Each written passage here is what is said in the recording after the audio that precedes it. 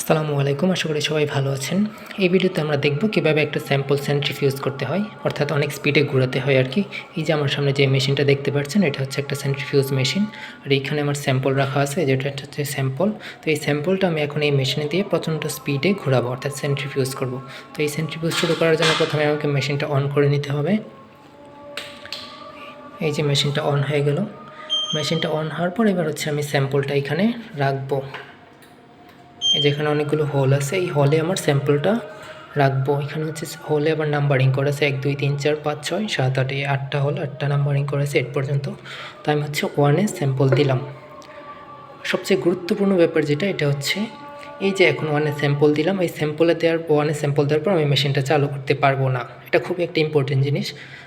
এটার মধ্যে সবসময় ব্যালেন্স করা লাগবে, অর্থাৎ আপনি যদি 1-এ একটা স্যাম্পল দেন, এই তার ঠিক অপোজিটে 5 নম্বরে, সেই 5 নম্বর হলে আরেকটা ডিস্টিল ওয়াটার ওর একই ভলিউমের অন্য যে কোনো একটা কিছু আপনাকে দিতে হবে। এইখানে হচ্ছে 10 ml আছে। তো এইখানে হচ্ছে দেখেন পানি রাখা আছে, জাস্ট ট্যাপ ওয়াটার আর কি, পানি রাখা আছে, এটাও 10 ml রাখা আছে। এই ট্যাপ ওয়াটারের যে সেন্ট্রিফিউগাল এটা আছে, টিউবটা আছে, এটা হচ্ছে আমি 5-ই দিব। এখন হচ্ছে আমি মেশিনটা চালু করতে পারবো আমার যতটুকু রোটেশন আরপিএম দরকার, এই আরপিএমে দিয়ে। এটা খুবই সতর্কতার সাথে মাথায় রাখতে হবে যে হচ্ছে এই অপোজিটে না দিয়ে কখনোই চালু করা যাবে না। এখন আপনি যদি 8 নাম্বার একটা স্যাম্পল দেন, এটার ঠিক অপোজিটে আছে 4 নাম্বারটা, এই 4-এ হচ্ছে আপনাকে একই ভলিউমের আরেকটা সেন্ট্রিফিউগাল টিউব দিয়ে নিতে হবে। এটা যদি আপনি না করেন, তাহলে মেশিনটা চালু করার পর আপনার মেশিনে সেই প্রভাবটা পড়বে, এমনকি মেশিনটা নষ্ট হয়ে যেতে পারে আর কি। তো এটা সবসময় সেন্ট্রিফিউজ মেশিন ইউজ করার সময় মাথায় রাখতে হবে। তো এবার চলুন আমরা হচ্ছে আরপিএম কত রোটেশন পার রেভলিউশন পার মিনিট আরপিএম হচ্ছে কততে সেট করবো। আমার লাগবে হচ্ছে 2000 থেকে 2500 আরপিএম ফর 2 মিনিটস। এখানে হচ্ছে এটার টাইম দেওয়া আছে এখানে, আর এখানে হচ্ছে আরপিএম। তো আমার লাগবে 2000 থেকে 2500, আমি 2300 সেট করবো ফর 2 মিনিটস। তো আরপিএম সেট করার জন্য আমি হচ্ছে প্রথমে এখানে দেখেন ডুর লেখা আছে, অর্থাৎ আমি এখন উপরের এটা ক্লোজ করে নিই প্রথমে, তার মানে হচ্ছে আরপিএম সেট করার আগে আমাকে এটা ক্লোজ করতে হবে। ওকে, এইটা ঘুরিয়ে আমি ক্লোজ করে দিলাম। এবার এখানে দেখেন আরপিএম আর টাইম এসে গেছে। এটা হচ্ছে আরপিএম, এটা হচ্ছে টাইম। আমি হচ্ছে শুরুতেই টাইমটা সেট করে নিই। টাইম লাগবে হচ্ছে আমার কতক্ষণ, 2 মিনিট। ওকে, এবার হচ্ছে আমি টাইমটা সেট করি।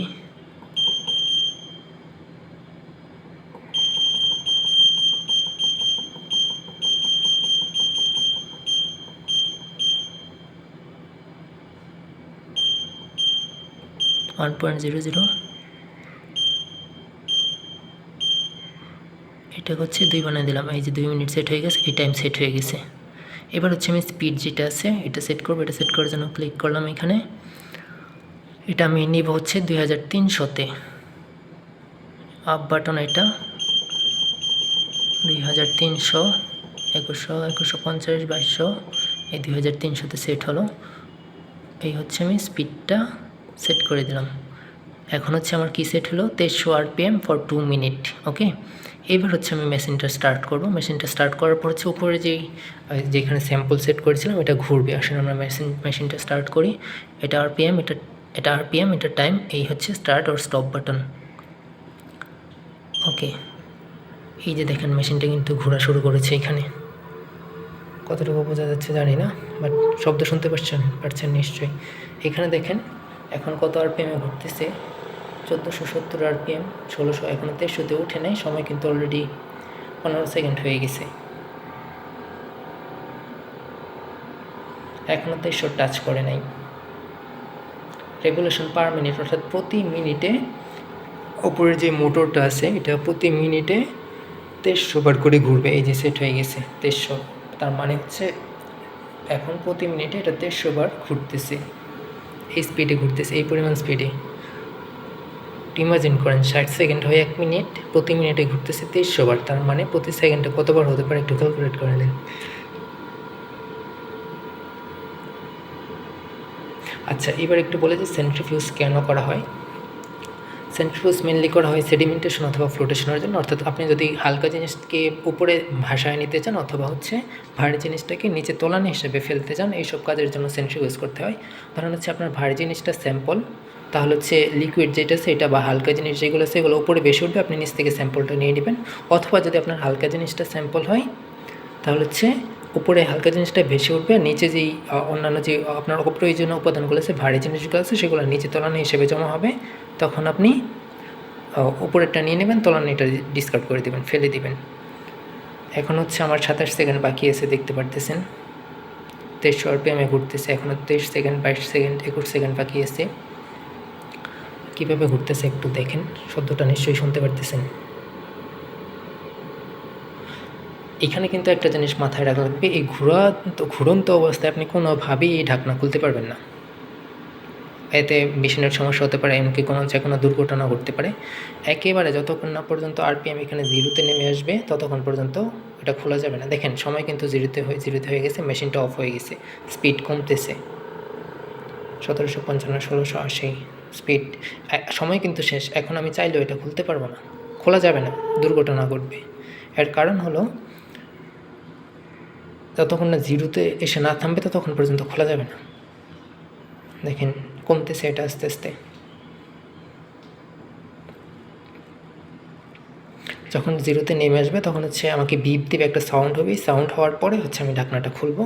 এই ঢাকনাটা খুলে আমি স্যাম্পলটা এবং হচ্ছে যেই আলাদা একটা ট্যাব ওয়াটার দিয়েছিলাম সেন্ট্রিফিউগাল টিউব, সেটা বাইরে নিয়ে আসবো।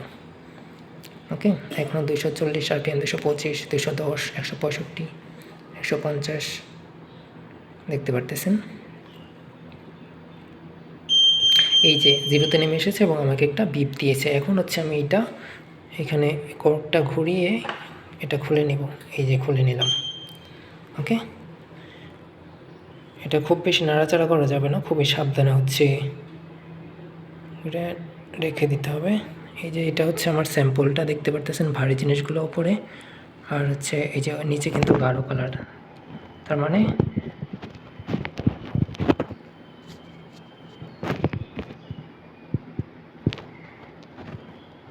এই যে নিচে গাঢ় কালার, উপরে হালকা কালার, তার মানে ভারীগুলো নিচে চলে আসছে, যে হালকাগুলো উপরে চলে গেছে আর কি। এই কারণে মেনলি সেডিমেন্টেশন ওই সেন্ট্রিফিউজ ইউজ করা হয়। এটা তো ট্যাপ ওয়াটার, এটা ওই রকম কিছুই দেখা যাবে না, পুরোটাই সাদা। ওকে, তো এইভাবে হচ্ছে একটা সেন্ট্রিফিউজ মেশিন ইউজ করতে হয়, ব্যবহার করতে হয়। এবার হচ্ছে আমি ঢাকনাটা লাগিয়ে দিলাম, ঢাকনাটা লেগে গেছে। এবার যদি আপনি আবার পুনরায় কোনো স্যাম্পল দিয়ে কাজ করতে চান, যদি একই RPM রাখতে চান, তাহলে স্টার্ট অর স্যাম্পল দিয়ে স্টার্ট করলেই হবে। অথবা আপনি চাইলে যে এখানে কন্ট্রোল প্যানেল আছে, এখান থেকে হচ্ছে আপনি চাইলে চেঞ্জ করতে পারবেন। তো এইভাবে হচ্ছে একটা সেন্ট্রিফিউজ মেশিন ইউজ করতে, আশা করি সবাই বুঝেছেন। তো আপনারা যদি এরকম ল্যাবের আরও ভিডিও পেতে চান, কোন মেশিন কীভাবে কাজ করে এগুলো জানতে চান, তাহলে আমার চ্যানেলের সাথেই থাকুন। চ্যানেলটি সাবস্ক্রাইব করে আমাকে উৎসাহিত করুন। আমি সবেমাত্র শুরু করলাম, আশা করি আপনাদেরকে ভালো ভালো ভিডিও উপহার দিতে পারবো। যদি আপনাদের কোনো জিজ্ঞাসা থাকে তাহলে কমেন্ট বক্সে জানাতে পারেন। ধন্যবাদ সবাইকে, সবাই সাবস্ক্রাইব করে দিন।